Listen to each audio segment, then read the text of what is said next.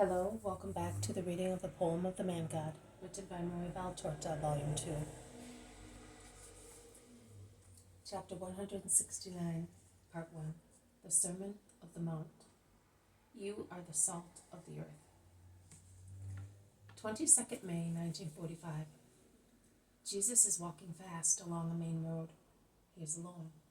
He is going towards a mountain, which rises near a main road running eastwards from the lake, and it begins to rise with a low, mild elevation, which extends for a good distance, forming a tableland from which one can see all the lake and the town of Tiberias towards the south, as well as other towns not quite so beautiful, stretching towards the north. There is then a crag, and the mountain rises rather steeply up to a peak, and then slopes down and rises once again up to another peak, similar to the previous one, thus forming a kind of strange saddle.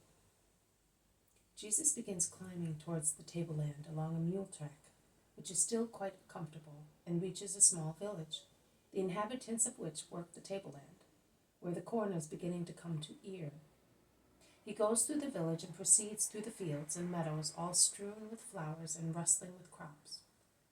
The clear day displays all the beauty of the surrounding nature. Besides the lonely little mountain towards which Jesus is going, to the north, lies the imposing peak of Mount Hermon, the top of which looks like a huge pearl laid on a base of emeralds.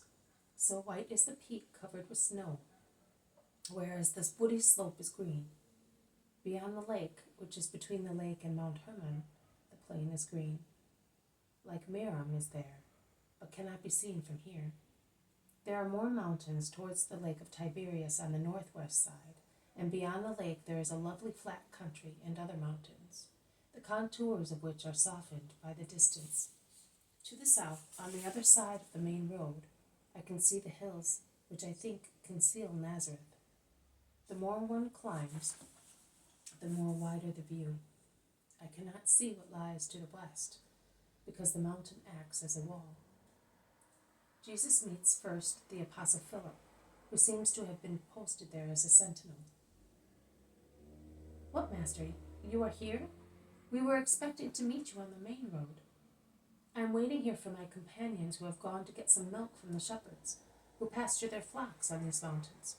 Down on the road there is Simon with Judas of Simon and Isaac, and, oh, here, come. The Master is here. The apostles who are coming down with flasks and containers begin to run, and the younger ones, of course, arrive first. The welcome they give the Master is really touching. At last they are all together, and while Jesus smiles, they all want to speak and tell him, "But we were waiting for you on the road. We were just thinking that you were not coming even today. You know there are many people. Oh, we were embarrassed. There are some scribes and even some of Gamaliel's disciples." "That's right, my lord. You left us just at the right moment. I have never been so afraid as I was just then. Don't play such a trick on me again." Peter complains, and Jesus smiles and asks, "Did anything wrong happen to you?" "Oh no, on the contrary. Oh, Master, don't you know that John gave a sermon? It sounded as if you were speaking through him. We were all dumbfounded. That boy, who only a year ago was able only to cast a net." Oh, Peter is still amazed, and he shakes John, who smiles but is silent. "Do you believe that it is possible that this boy spoke those words with these smiling lips? He sounded like Solomon." "Also, Simon spoke very well, my lord. He was really the chief," says John. "No wonder. He took me and pushed me there.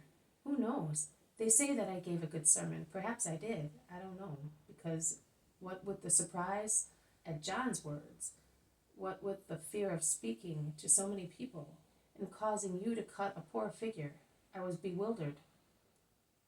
"Causing me to cut a poor figure? But you were speaking, and you would have cut a poor figure, Simon," teases Jesus. "Oh, as far as I am concerned, I was not worried about myself. I did not want them to sneer at you and consider you a fool for choosing a blockhead as your apostle." Jesus sparkles with joy because of Peter's humility and love. But he only asks, and what about the others? Also, the zealot spoke very well, but we all know, but this boy was the great surprise. Of course, since we retired to pray, the boy's soul seems to be in heaven all the time. That is true, very true, they all confirm Peter's words, and they continue telling Jesus. You know, among the disciples now, there are two who, according to Judas of Simon, are very important. Judas is very active, of course. He knows many of those high up and knows how to deal with them. And he likes to speak. He speaks very well. But the people prefer to hear Simon, your cousin, and above all this boy. Yesterday a man said to me, that young man speaks very well, and he was referring to Judas. But I prefer you. Oh, poor fellow, he prefers me, and I can hardly put a few words together. But why did you come here?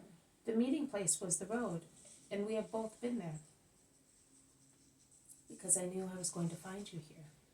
Now listen. Go down and tell the others to come up, also the known disciples. The people are not to come today. I want to speak to you only.